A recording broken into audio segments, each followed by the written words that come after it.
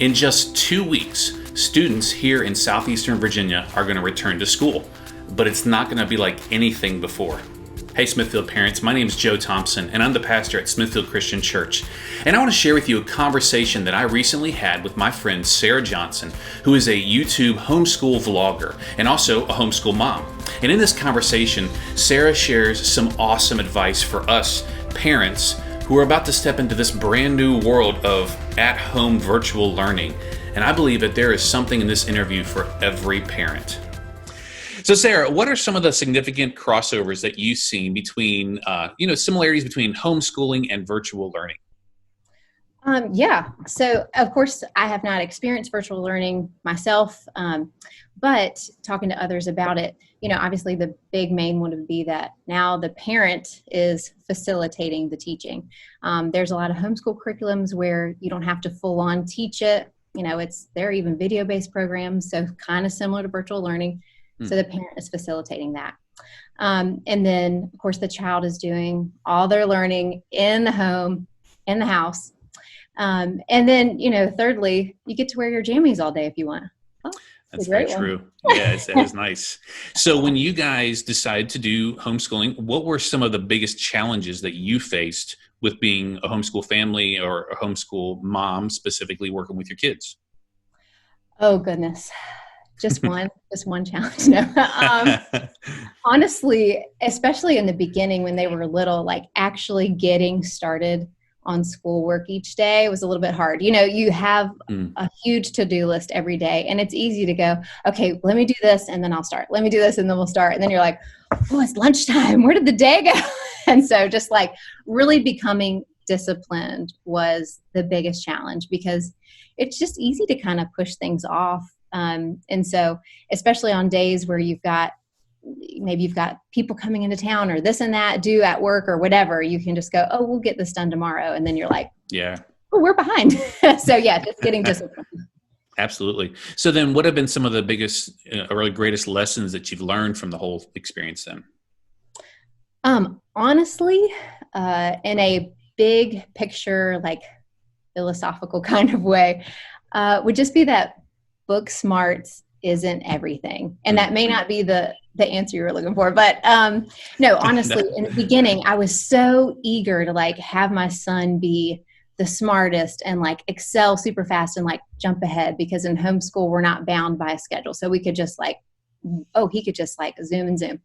But that kind of put a lot of pressure on both of us and it was stressful. And I started to learn that really the most important thing is building character and training those character traits in your kids. And that's so much more important than education. And of course, obviously, I believe that education is extremely important, but it comes secondary to building that character up in your kid. And so when I took a step back and thought more about that, it took a lot of the stress off of me when I didn't put so much importance on the education every day. It was, okay, we're going to do this, but I'm not going to go, push. And it also taught me to kind of look at his cues. If something was stressing him out, then I could go, well, maybe I'm pushing too fast and we need to pick a different pace for this particular subject. So we could slow down in certain areas if we needed to. So it helped me to go, okay, let me pay attention to how he learned. And then really take that step back and go, okay, do I want like a super smart, awful human being at the end of this? Or do I want I still want my kid to be smart, but I want him to be good and kind and empathetic and all those good character traits. So trying to focus more on this. Yeah, and that's huge. I think of like some of the parents that are kind of struggling right now with this idea that it's on them and they're going to be home all the time with their kids. But what you just said, I think, is a powerful lesson for a lot of people to recognize of the opportunity now to be with their kids and be influencing them in that way. So what would be a few, maybe even simple practices or things that you would coach maybe either a homeschooling parent, new homeschooling parent, or a new virtual schooling parent to try and do while they're kind of learning this new territory? Yeah, definitely some some great tips that we've learned along the way. Now, obviously, starting virtual learning, I think a lot of folks have a set schedule with that, so that's already taken care of. But if you don't have a set schedule, that would be like number one, like set a school time so that your kids know what to expect each day. It's not like you're trying to pull them out of whatever they're doing to start school. It's just expected. Hey guys, at this time every day, that's when we start, and kind of get them prepped and ready to go. Because, kids really do thrive on routine. So that's helpful. And then secondly, I would say setting a school zone. And this may depend on the age of your kids, but obviously I would not expect people to just have an extra school room in their house if they weren't planning on homeschooling.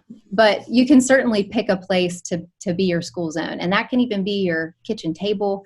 And I did a video about this before, but that's where we started, was just at our kitchen table. And so if your kids already have their backpacks and things, like, they could act like they're going to school every day. They bring everything to the table, you do your schoolwork, and then they pack it all back up and put it back, just like where they would keep it if they were going to school every day. So it keeps your kitchen table clean, but allows you guys to know, like, this is where we're going to be. Now, of course, if you have older kids, you might want to set them up in their room at a desk or something, and they can have their own private space to think and work. But if it's little kids, you probably are going to have to be facilitating all that. So pick a space for them to all be in. So yeah, absolutely. And then definitely keeping the stuff organized. So even if you're at your kitchen table, if you're like me, the stuff starts to like give me anxiety. I'm like, there's a mess in here. So just trying to hone a way that you can keep it organized. And that could just be like a tote or a little basket that you keep all the pens and pencils and whatever else they need. And that goes away in a closet at the end of the school time or whatever. It's just keeping that stuff organized. And then lastly, a huge tip, because obviously probably what we're all freaking out about is, how am I going to teach my kid? Like, they're going to have a bad attitude. They're not going to want to do it. They're not going to want to listen. Like, that's a struggle that we have. And we're kind of like, now they're going to be home all day and I have to deal with that. Can't get away. Yes. And actually made a video about this. My husband came up with, we call it the STAR system. And I'll have to give you that link because it explains it in more depth. But basically just coming up with a behavioral system. And they probably have had that in their classroom last year and the years before. But basically, we do it where they start with 5 stars in the day, and anytime they have a bad attitude or complain or argue or whatever, whoop, you lost a star. And so by the end of it, if they've lost all 5 stars, for our kids, their consequence is they lose their iPad, which is like, yeah, that's big.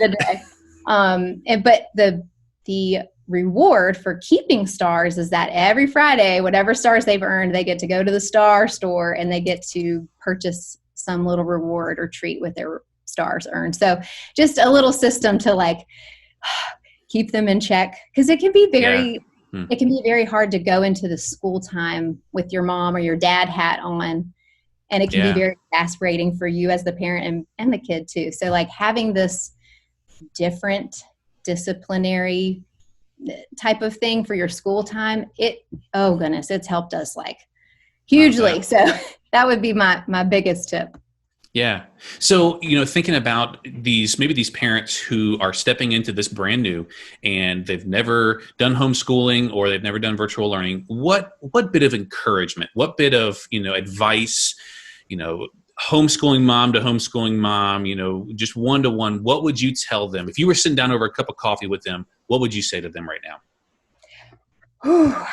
I feel ya. No, no, really, just give yourself grace, truly, because this is a whole new learning curve. It's a whole new challenge, and it truly is going to be challenging. We've been doing it for years, and parenting, it's just challenging. It always is. So it's not like it's going to just magically become this super duper easy thing. But so giving yourself some grace and really just taking it one day at a time. So this is new. You're going to be working out kinks. If the first week is awful, don't think like, oh, I can't do this. Just try to take that moment to assess maybe what's gone wrong and figure out how you can tweak things so they can go a little bit smoother next week. And then you'd be really proud of the accomplishments that you've done that week. So just giving yourself that grace. Like it's not going to be a perfect thing. And public school isn't either. So don't feel like you failed your kids. It's going to be great. So I honestly think that there are different things that people are going to find that are really just great from this situation, even though a lot of it you're going, this is not what I wanted. It's really hard. It's very hard on our family. But my challenge would be to take this time and see if you can point out just at least one good thing that's a silver lining to all of this. And that could be maybe your kid was struggling in a certain subject and they're relieved to be home, like learning it without all the other eyes on them and with their mommy or daddy's help. That's kind of relieving as a kid. Or maybe they were having some other personal issues at school and now they get to be home and in your comfort and care. And like we were talking about earlier, taking that time, now you have more time to build those good characteristics in your kids. And so just trying to find something that feels like really positive about this situation and focusing on that. And that can help you feel a lot better about it. Yeah, that's awesome. Man, I hope you heard some real encouragement there from Sarah. We are all stepping into some really interesting times, and we've all got a lot to learn. Would you do me a favor? In the comments below, would you drop in there one thing that's got you stressed or confused or worried about the upcoming school year? And maybe in the comments together, we can work through some of these difficulties. I also want to encourage you to click the link for Sarah's YouTube channel and check out all of her helpful videos. The link will be in the description. We also want you to know, parents and teachers, that we are praying for an awesome school year for you and for your kids. SEC loves Smithfield, and we love you.